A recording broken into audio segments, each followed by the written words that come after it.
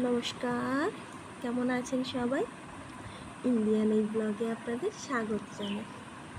আগের দিন যে বাজার থেকে এই ডান্ডিটা নিয়ে এসেছি, এটার নাম আমি ঠিক জানি না, কিন্তু এটা নিয়ে এসেছি।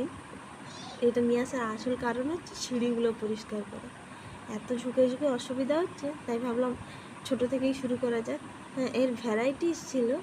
এটা এটা কিন্তু সিম্পল, একদম হাতে নিকলাতে হবে, জলে ডুবাতে হবে, মানে কোনো বক্স নেই, কিছু নেই।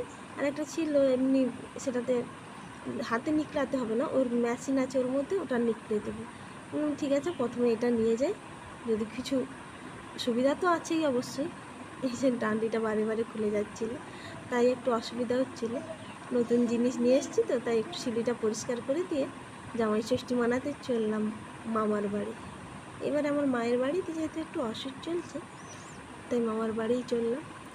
এটা আমরা রাস্তাতে আছি, যেতে যেতে আমাদের প্রায় 8টা বেজে গেছিলো। কেমন লাগছে অবশ্যই জানাবেন।